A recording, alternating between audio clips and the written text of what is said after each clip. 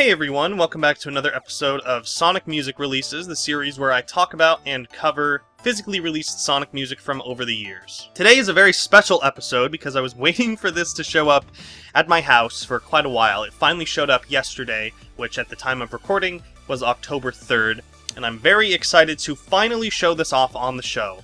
I'm of course talking about the Sonic Mania 12-inch vinyl record released by DataDiscs. I do want to apologize for the seams running along the usual setup. I usually try to make it look a little cleaner, but I did have to accommodate the larger size of showing off a 12-inch vinyl record, so hopefully you'll understand. But yeah, let's just look over the cover before getting to the information. It's very high quality. The yellow background itself is matte, while everything else has a very glossy finish to it. Hopefully you can kind of see it in the light. This includes Sonic himself, the logo, and all the shapes in the background. It creates a really good contrast and just really makes it look very high quality. So this was released September 9th, 2017, this year, in the United Kingdom. It was published by DataDiscs, and they are a recent company that specializes in putting video game soundtracks on, like, collector's edition high-quality vinyl. Some of their recent examples include Golden Axe, Gunstar Heroes, Shenmue. I think that was actually their second one, Shenmue was. I haven't gotten any of their other releases, but they look really cool. I might want to get that Gunstar Heroes one. It retailed for $19.99 Great Britain pound, or roughly $26-27 United States dollars. So turning it around, checking out the back cover, you can see the track list. I won't bother putting an image of it up because you can see it all right here. You might notice this is a somewhat short track list for all the music that Sonic Mania actually has. You'll notice that they are not including any of the remixes done for the game. So that means no, Oil Ocean, no Chemical Plant, no Green Hill. None of the existing songs that were remixed were put on this album. And that might have been a licensing issue. I know that with Masato Nakamura, every time they use at least Green Hill, they have to pay him royalties. But even though they opted to only do the original music included in Mania, it still isn't all here. The most notable missing track is the Egg Reverie True Final Boss theme, which is honestly one of the best songs in the game in my opinion, and to not see it included is kind of a little bit of a letdown. I know that in that song in particular, there is a slight little reprise of Fist Bump from Sonic Forces. Maybe that's why it wasn't included, but if that's the case, that's kind of a shame. But yeah, there's other tracks missing too, like the credits theme, the alternate opening animation that Lopes did, the speed up, invincibility, super transformation, like all that's missing. Overall, it's a really good collection of music on this vinyl. It just leaves me wanting a little bit more. Anyway, taking a look at it aesthetically, the back, I really like what it did with this whole like silhouette thing. We got Sonic, Knuckles, and Tails running in Green Hill.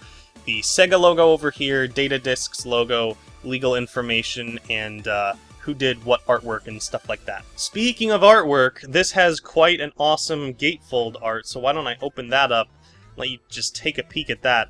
I'm really glad I was able to get this format to fit everything and fit a fully extended version of this art, because it deserves to be shown off. It's some really, really awesome art, and I'm so glad that this is what is inside. It looks classic stylistically, but it is like a little bit modernized, and it looks really, really cool. I'm so satisfied with this art. Okay, well, let's take a look at the actual thing. If you're wondering, the inside of the sleeve itself is yellow, just to satisfy your curiosity. This comes with every single copy of the record, whether you get the Blue Edition, Limited Edition, or Standard Edition. It is a digital download code of the record. It has both a FLAC and MP3, and it's pretty cool. And that's what the back looks like, with a cool DataDiscs logo. Yay. So here's how the inner sleeve looks. It includes basically the game's cover artwork, Sonic, Tails, and Knuckles. Looks pretty cool. I love it. Oh, so beautiful. Turning it around, we can see all the hard-boiled heavies. It's really cool seeing these guys and girls on actual, like, physically released stuff. I am quite a fan of that. So, the moment you've all been waiting for, oh, and this is the limited edition. I didn't know which record I was actually taking out. Here's how the actual product, oh my goodness. So here's how the actual product looks. This is the limited edition color splatter version. I got this and the blue version, which I'll show off shortly. If you couldn't guess from how the track list is oriented, side A is Act 1 music, and side B is Act 2 music. That's actually really, really clever. I like that a lot. And then, of course, you know, like the hard-boiled heavies and boss themes are kind of just placed on either side, somewhat arbitrarily, but that doesn't really matter what side they're on. They're just boss music. They could be anywhere. So taking an up-close look at it, the number, copyright Sega, and same thing on the back, just now it's upside down. And yeah, that is how the color splatter version looks up close and personal. And now here is the translucent blue version. I actually might like this one just a little bit more. The color splatter has a lot more going on, but I love just the simplistic translucent blue used on this. It looks really, really cool. I haven't had the honor of spinning either of these on an actual turntable because I don't have a turntable at the moment. I did a little while ago, so I'll probably have to get one or something. But I'm sure it sounds great. I've heard great things from people posting about it on Twitter. I just can't wait to hear Sonic music, like modern, new Sonic music, to come out of a turntable. That is gonna make my head explode. I talked about the color splatter and the translucent blue version. There is a standard black version, which I have not gotten yet. I do want to get it at some point because I want to have all three. I wasn't going to open, like I was going to keep one sealed, but I was just like, you know what? Whatever. Maybe I'll keep the black one sealed, I don't know. So what is this vinyl soundtrack worth right now? Well, it's still kind of being released in a way. I know that on Amazon they are saying they're going to get them pretty soon for a slightly higher price, but with Amazon Prime shipping. Currently they are sold out on DataDiscs. I guess that's just a testament to how well they sold. I believe they tweeted out like they weren't expecting as many or something. There was a second wave of the blue limited edition one. But I would say it's worth anywhere from $25 to $35. People are already trying to oversell it on eBay, get more money out of it.